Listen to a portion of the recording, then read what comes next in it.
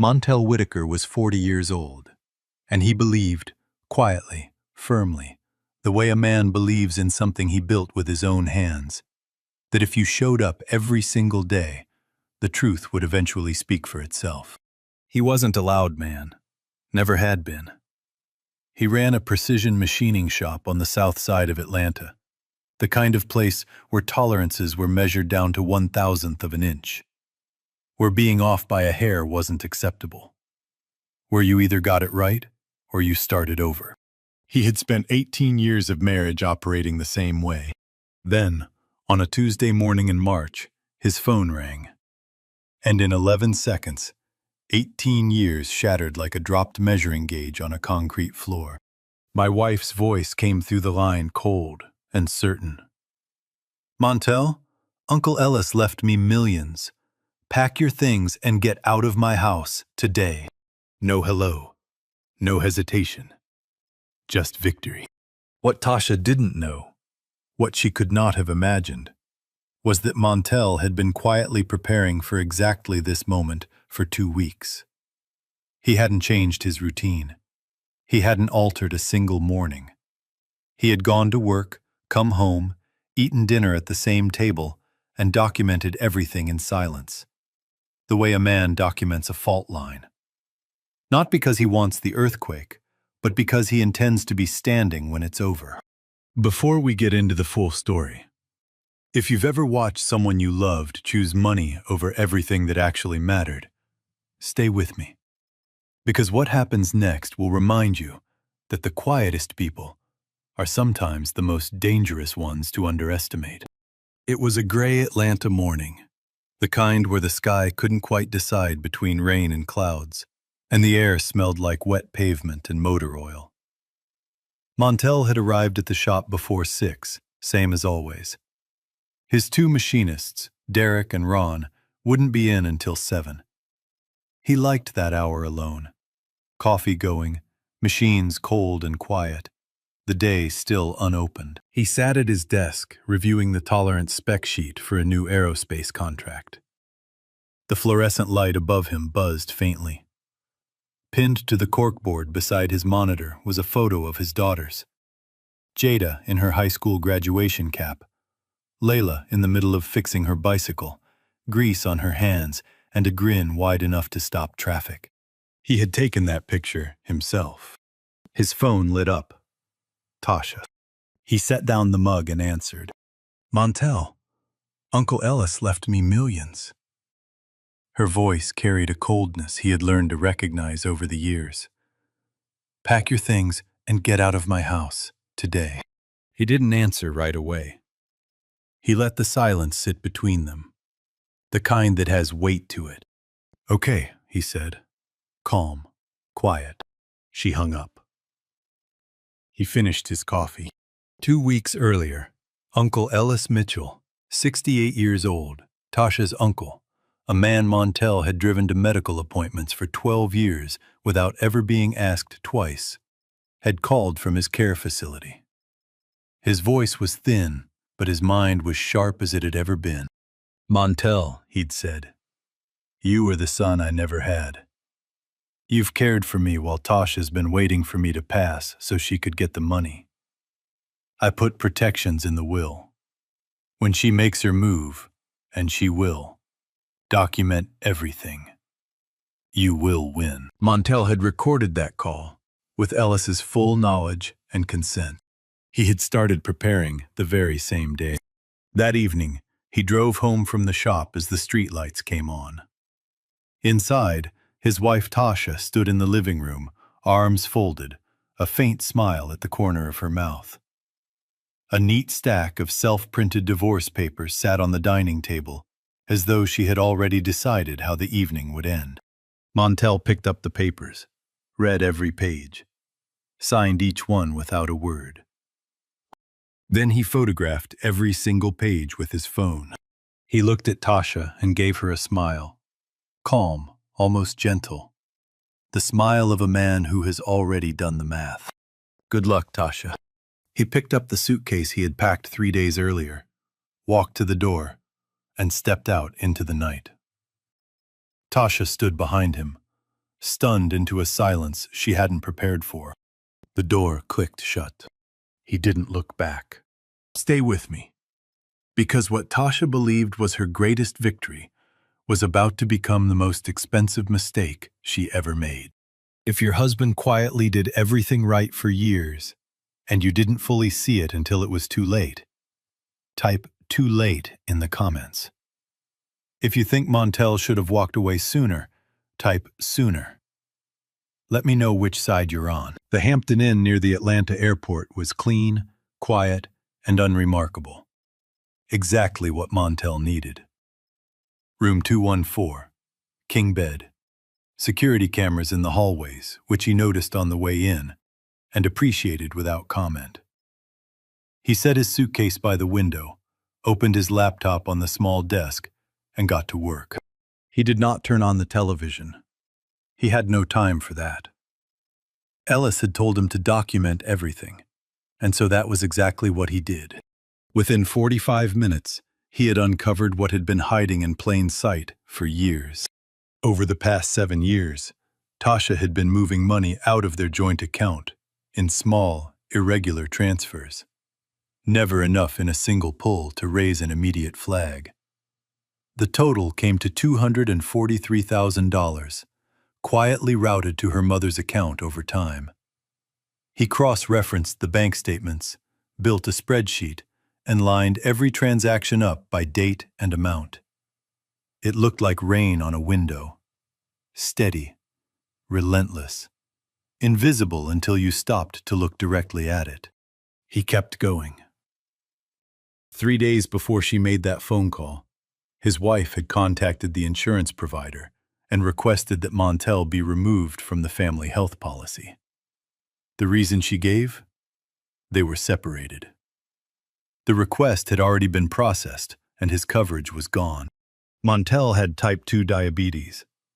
His monthly medication cost $750 without insurance. She had known that. She had removed his coverage deliberately, quietly, and days in advance, before the papers were even signed. He documented it and kept going. The night before her call, she had listed their Atlanta home through a private real estate contact and accepted a $50,000 deposit from a prospective buyer. She had done this without his name on the sale agreement and without his signature on a single document. Under Georgia law, that made the transaction invalid and the deposit unrecoverable on her end if the sale fell apart. Montel compiled every statement, every screenshot, and every document into a single organized file and sent it to his attorney, Malcolm Hayes. Malcolm was 58, with 30 years in family law. He called back within the hour. "You were thorough," Malcolm said. "I had a good teacher," Montel replied. His phone rang again not long after. Jada. Her voice was careful when she spoke. The kind of careful that means someone is trying hard not to break. "Dad, Mom told me you walked out because you were jealous of her inheritance. She said you never wanted good things for her." Montel set the laptop aside. He kept his voice steady. "Jada, I need you to do one thing right now. Don't make any decisions. Just listen and wait. Can you do that for me?" "Yes," she said quietly. "Good. I love you. I'll explain everything when the time is right." After the call ended, he sat with the weight of it for a while. Tasha had begun working on the girls. He had expected it. Ellis had warned him that she would use whatever leverage she had. Knowing it was coming and watching it arrive are two different experiences entirely. He felt it the way you feel a weather change in an old injury, specific and impossible to dismiss. On social media, Tasha was moving fast. She posted stories with champagne glasses and captions like, "New chapter, new money." She sent Montel a series of threatening messages, that he had nothing, that he would receive nothing, that her attorney would handle the rest. What she hadn't posted about, what her followers didn't know, was that she had borrowed $65,000 from family and friends at 20% interest, promising to repay double once the inheritance funds were accessible. Her brother had lent money. 2 cousins had lent money. A woman from her church had handed over $12,000 on the strength of a handshake and 20 years of friendship.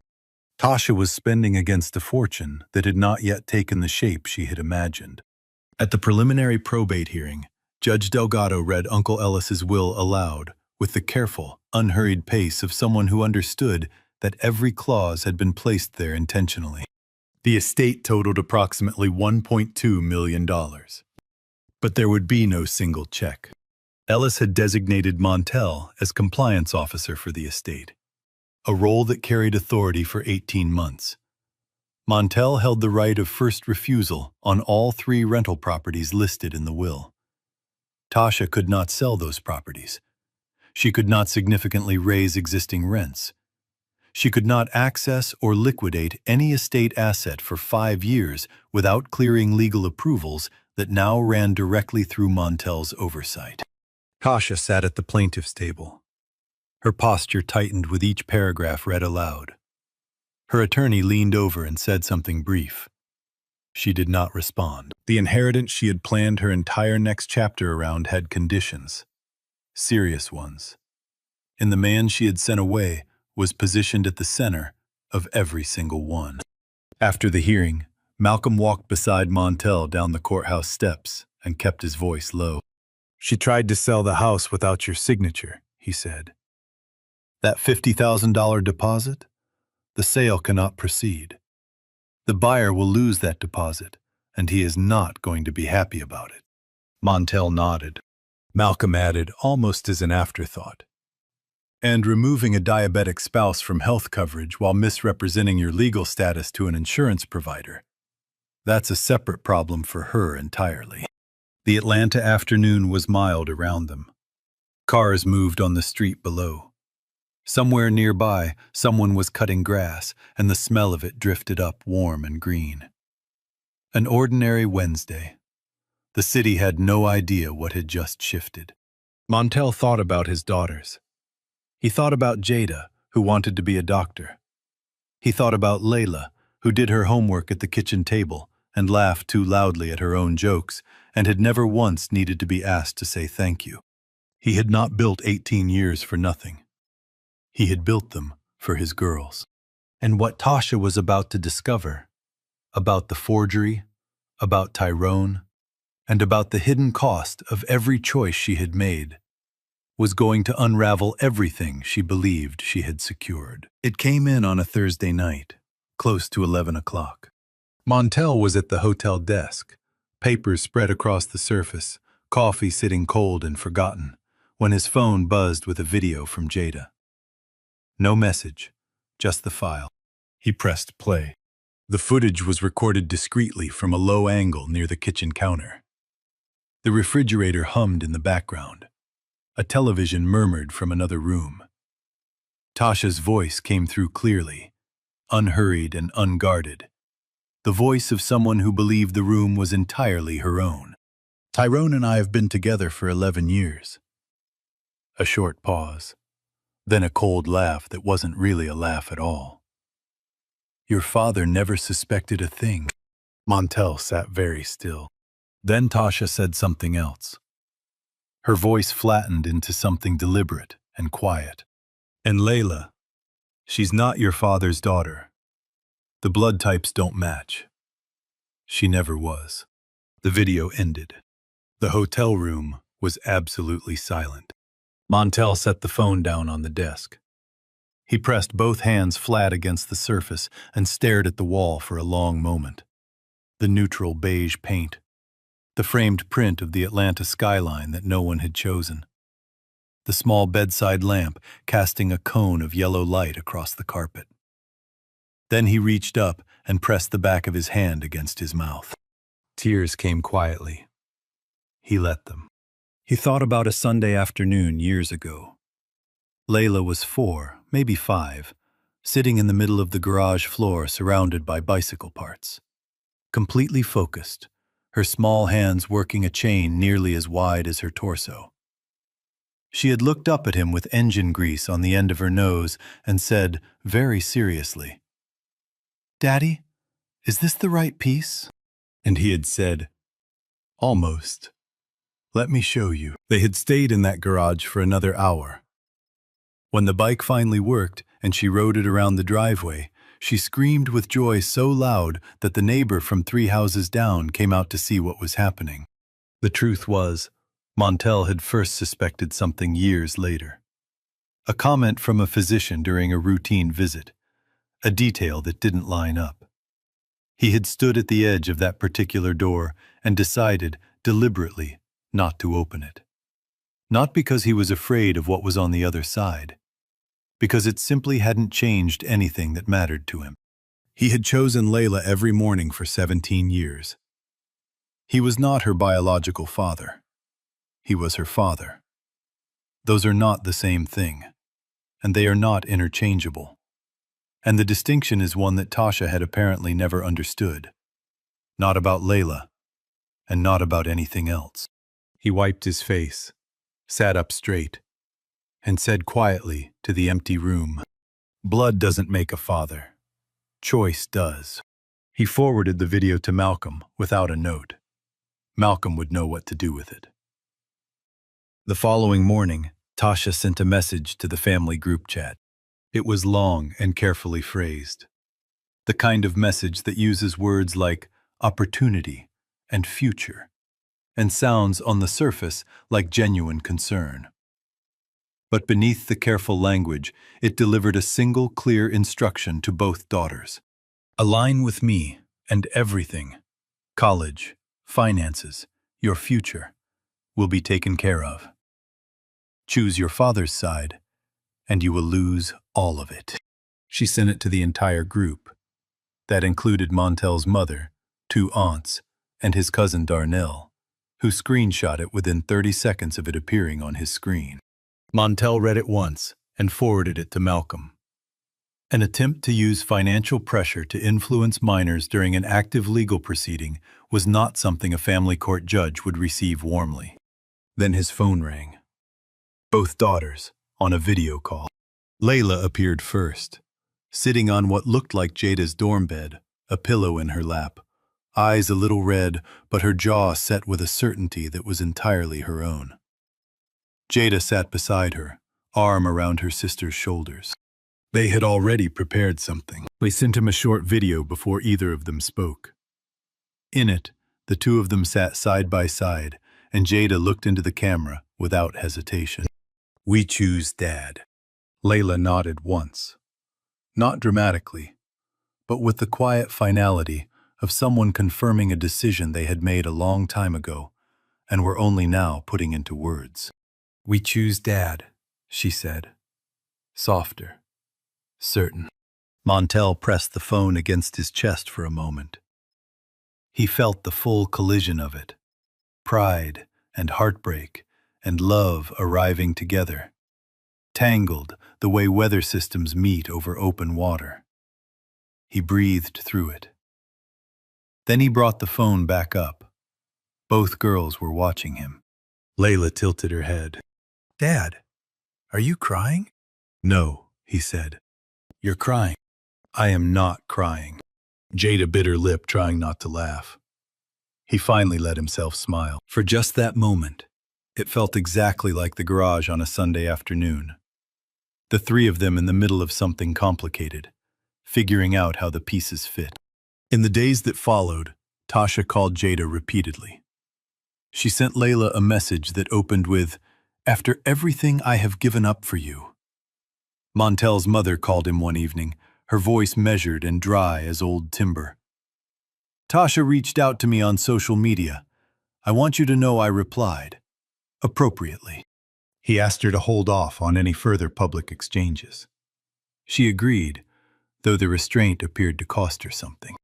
Darnell sent a voice message that night, enthusiastic, detailed, and containing at least 4 distinct offers to personally resolve the situation.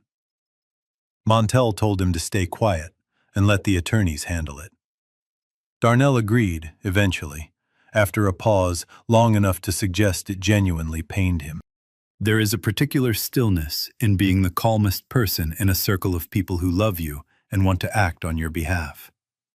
It isn't loneliness, exactly. It's more like standing at the center of something and seeing its full shape, while everyone around you is still finding the edges. Montel had lived inside that stillness for a long time. He had learned, over years, to trust it. He trusted Malcolm. He trusted the documents. He trusted the process that Ellis had set in motion from a care facility bed with a thin voice and an undiminished mind. Document everything. You will win. Ellis had not been wrong yet. What neither Tasha nor Tyrone had realized, and what Malcolm was about to present in precise, well-documented detail, was that the most serious mistake they had made together wasn't the affair, and it wasn't the financial maneuvering. It was the forgery. And in a jurisdiction with federal contractor oversight, that single decision was about to change everything. There is something worth understanding about money, that people spend before they have it. Those who build their plans around an anticipated sum, who make promises against it, restructure their lives toward it, tell themselves a specific number in the dark until it feels like fact, are almost always working from a figure they invented. The real number, after estate taxes, outstanding debts, legal fees, and every condition a careful man like Ellis Mitchell could embed in a will, rarely resembles the dream. Tasha had been counting on millions. The final accounting gave her $400,000 in accessible liquid assets. The remainder of the estate was locked inside the 3 rental properties, buildings with existing tenants on protected long-term leases, ongoing maintenance obligations, and property taxes that arrived whether the money was flowing or not.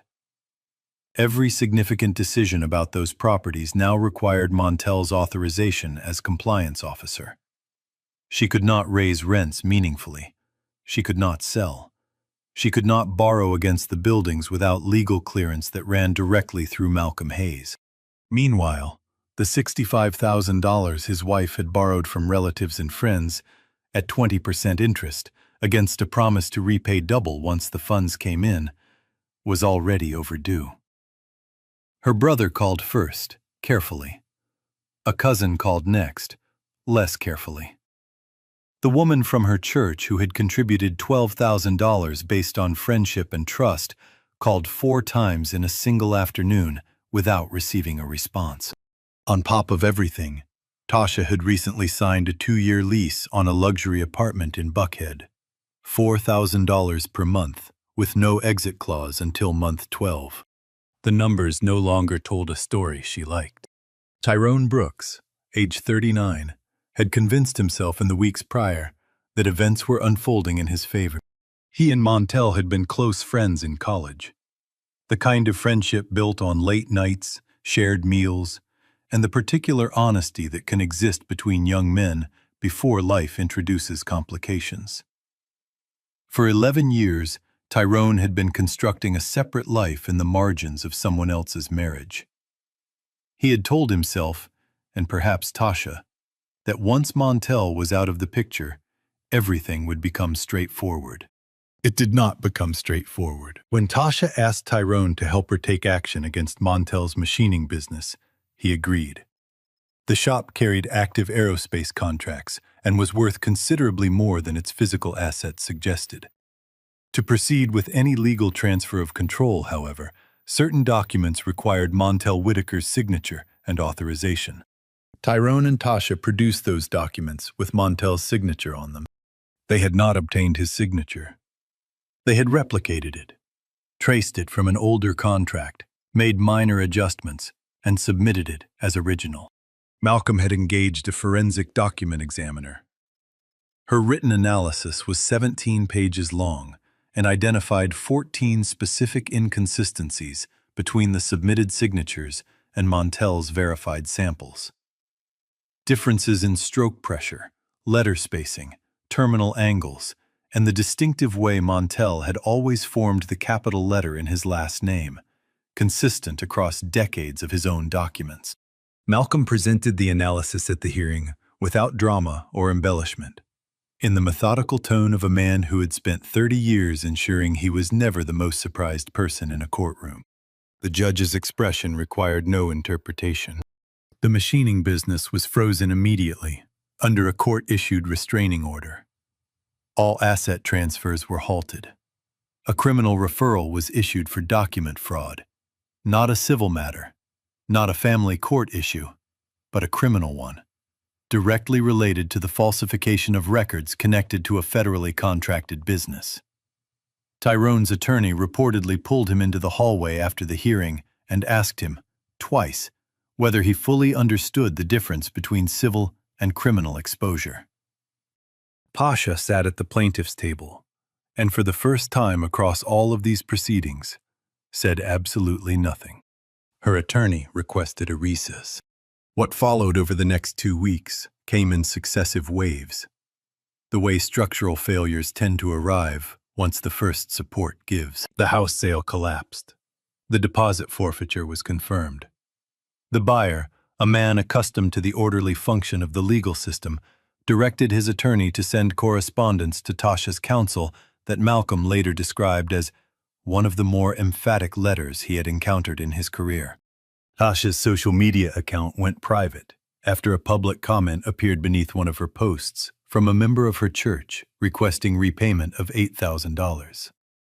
The comment received over 40 replies before the account was locked. Tyrone, now aware of the legal exposure accumulating around him, had his attorney contact Malcolm to express remorse on his behalf. He had prepared, apparently, a fairly detailed statement. Montel told Malcolm to reply with 3 words. Noted. Move on. He had no particular anger left for Tyrone.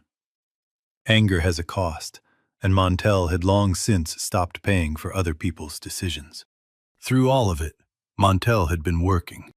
Weeks before Tasha made her call, before the papers were printed, before the house was listed, he had been in quiet conversation with a manufacturing firm based in Charlotte, North Carolina. They had reached out through a referral from one of his aerospace clients.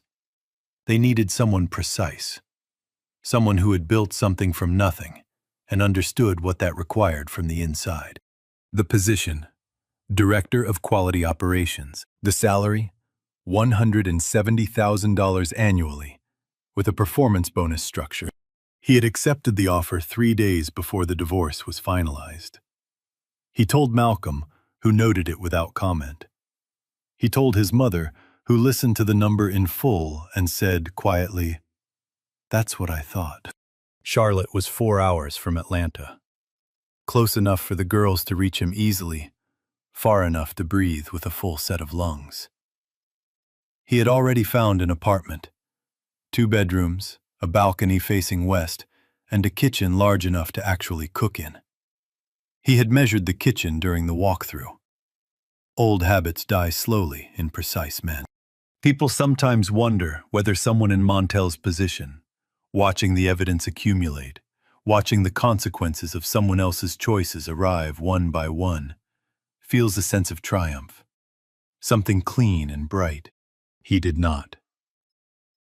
What he felt, sitting across from Malcolm as the final documents were reviewed, was harder to name and more durable than triumph. It was the specific, quiet relief of finishing something long and difficult, and looking at it from a distance for the first time. The weight of 18 years setting itself down somewhere outside his body at last. He thought about his shop, the calibration, the thousandth of an inch. Precision was never about perfection for its own sake. It was about building something that would hold, something that would not fail the person depending on it. He had built his life the same way. What Layla said in that courtroom, in front of the attorneys, in front of her sister, in front of her mother, is something this story will not let you forget easily. The divorce was finalized on day 85. From the afternoon, Tasha placed those papers on the dining table. Through depositions, forensic accounting reviews, 2 continuances her attorney requested, and 1 hearing she did not attend. To the morning, Judge Patricia Osei signed the final decree in Fulton County Family Court. It was a Wednesday in late spring. The Atlanta sky was high and pale blue, the kind of morning that carries a quiet promise. Montel wore a charcoal gray suit he had bought 2 years earlier. It still fit well. He arrived at the courthouse 15 minutes early and waited for Malcolm in the hallway without checking his phone. The terms were read aloud clearly. Montel retained full ownership of his machining business. The shop, its equipment, its active aerospace contracts, and 18 years of professional credibility with clients who knew his name and trusted his tolerances. He retained the Atlanta house pending the planned sale. From the marital assets that had been identified, frozen, and traced through the forensic accounting process, $150,000 was returned to him. Tasha walked away with $400,000 in liquid assets. She also walked away carrying the full weight of the rental properties, their maintenance costs, property tax obligations, tenant lease protections, and the legal restrictions embedded in Ellis's will that would limit her options for years. She left with the personal debt she had accumulated against an inheritance that had not arrived as imagined. And she left with a luxury lease she could not yet afford to exit. Her attorney shook her hand briefly on the courthouse steps. Tasha said nothing and did not look toward Montel or his daughters. Before the hearing closed, Layla spoke. She was 17 years old. She walked to the front of the room the way she entered any unfamiliar space. Steadily, without hurrying, her posture straight and her expression composed. She stood facing the table, the attorneys on both sides, her mother across the room, and her sister in the gallery already pressing the back of her hand to her mouth. She did not use notes. "I choose my dad." Her voice was clear and unhurried. "Because he is the one who showed up. Every single day. Not when it was convenient, not when someone was watching, but every day. He taught me how to fix my bike. He stayed up all night when I had a fever in 9th grade and never mentioned it again. He never once put me in the middle of something to protect himself, and he never tried to buy my loyalty." She paused for a moment. "He just showed up. And I think that's what love actually looks like." She looked across the room at her mother, not with performed anger, but with the quiet clarity of someone who has spent a long time paying close attention and has finally finished deciding what she sees. "I choose my dad," she said again. Softer.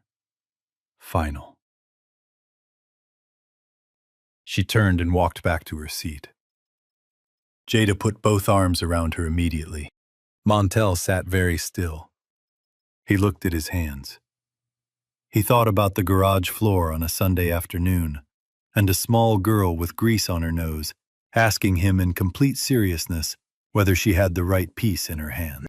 Malcolm placed a hand briefly on his shoulder and said nothing. Nothing was needed. Montel sold the Atlanta house 2 weeks later.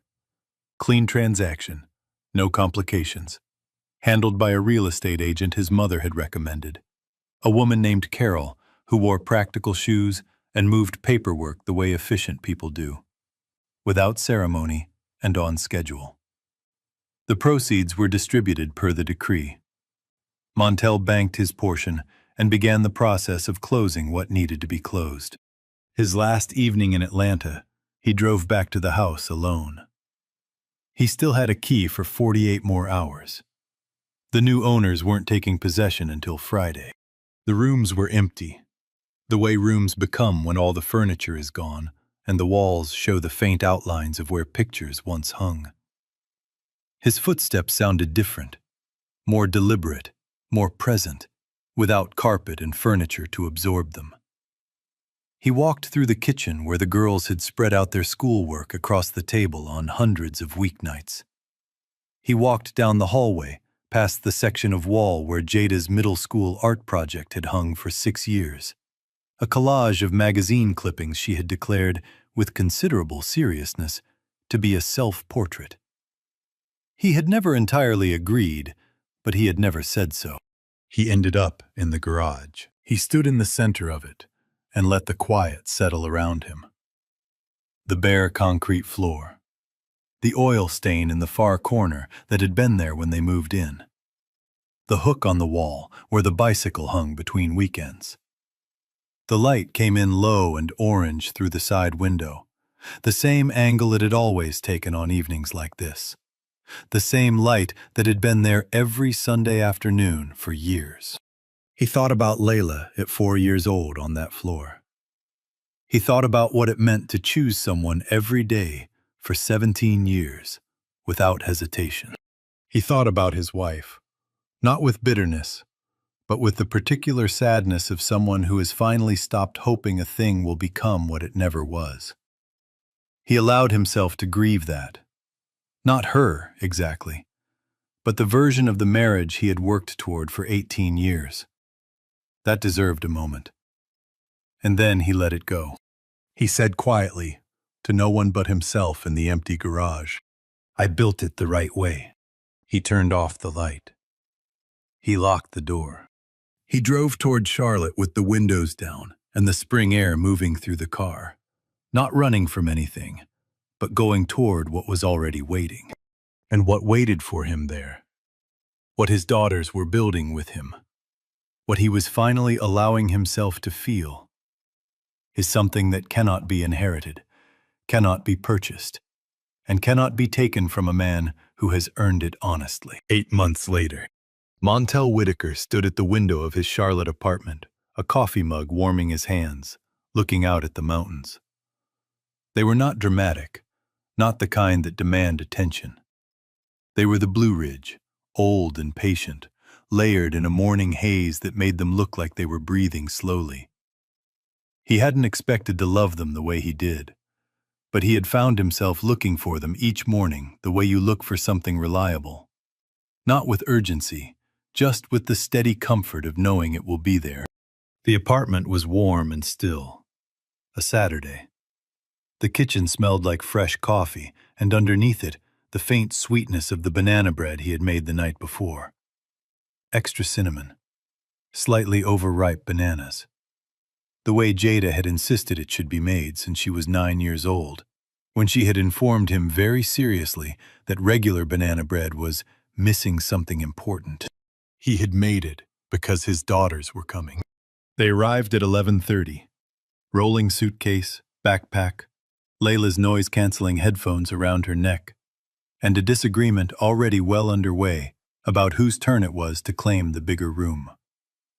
A negotiation that was immediately made irrelevant by the fact that there was one guest room with one bed, a detail both of them appeared to have either forgotten or decided to renegotiate in person regardless.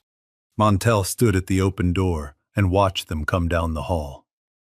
The feeling of it was enormous and entirely ordinary at the same time. He stepped back to let them in. "You made banana bread," Jada said, before she had fully crossed the threshold.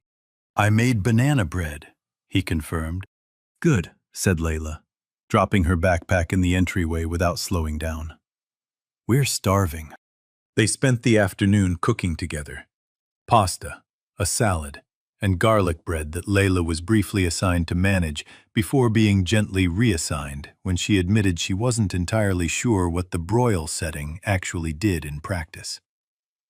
They talked about Jada's coursework, Layla's college application essays, and a documentary on American manufacturing that Montel had watched twice and remained, in the room, the only one who found genuinely fascinating. Layla told a story about the industrial vacuum cleaner at her school, an ancient, rattling machine so loud and unpredictable that the building custodian had named it the Old Dragon.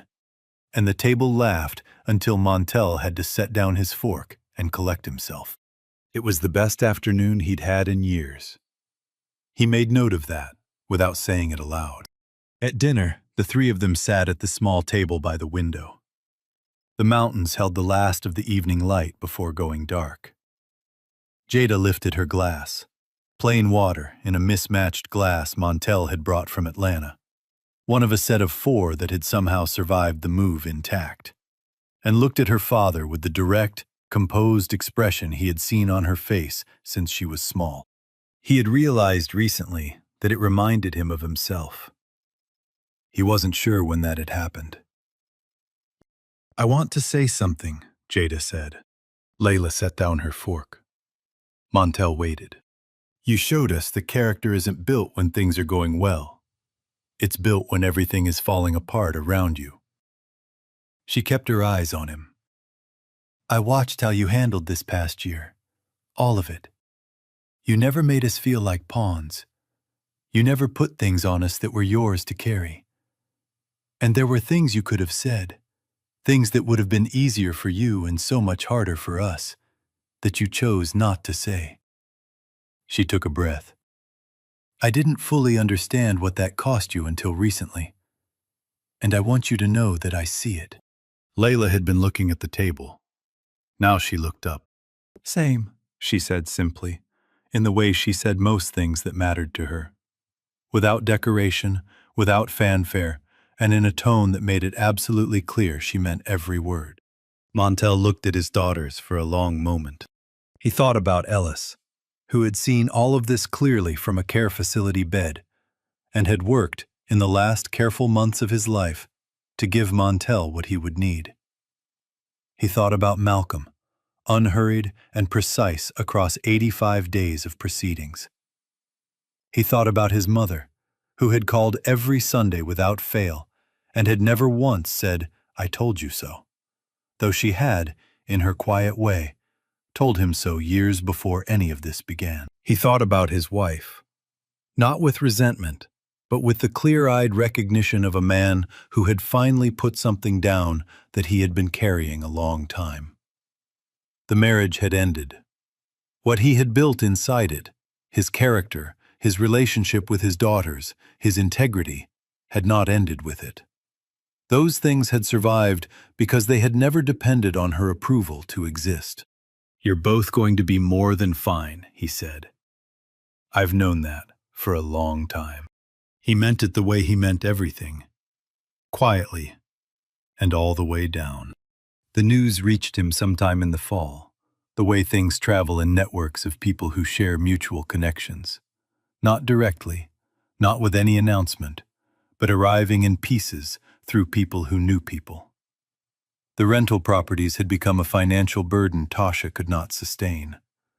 The personal loans had come due in full. Tyrone, facing serious legal proceedings, had ended the relationship and relocated quietly to another city. The Buckhead apartment, it was said, had been sublet. Montel received these details without ceremony. He did not share them. He did not return to them. He felt no triumph. That surprised some people who heard the story later, but it would not have surprised anyone who actually knew him. Triumph belongs to a man who needed someone else to lose. Montel had stopped needing that a long time ago, possibly before all of this had even begun. What he felt instead was the specific, unhurried peace of a man who does not require anything further to happen in order to know he is going to be all right. The kind of peace that isn't given to you. It's what remains when you have been exactly who you are, without compromise, all the way through something difficult. He stood at the window one evening, as the mountains faded from blue to dark, and he said quietly to the empty room, "I just refuse to let someone else's choices change who I am." He smiled, small and real and entirely his own. Then he went to check on the banana bread he had started for no reason other than that he felt like it, and that, on a quiet Saturday evening in Charlotte, with the mountains outside and his daughters coming back next weekend, that was more than enough reason. This story teaches us 3 things worth writing down. First, document the life you are actually living, not the one you assume is safe. Not because you expect betrayal, but because a paper trail is quiet armor. Keep a small notebook in your kitchen drawer. When something feels off, write the date, write what happened, and put it away. That habit has protected more good people than any argument ever could. Second, a joint bank account is a shared responsibility, not a personal fund. Once a month, Sunday evening after the news, Sit down with your statements for 15 minutes. Know exactly what is moving and where. Your name is on it. That means it is yours to watch. Third, the children always remember who showed up, not who promised the most, not who wrote the biggest check, who sat on the floor with them, who stayed up, who was there on an ordinary Tuesday with nothing to gain. That is the love that holds. And years later, when they are grown and choosing for themselves, they will choose the person who showed them what choosing looks like. That is what Montel built. And it was more than enough. Written from a human heart, with AI only as a supporting friend. This story was born to awaken the belief, no matter how severely tested, kindness and integrity will prevail. Because the universe always leans toward those who dare to live with dignity and a sincere heart.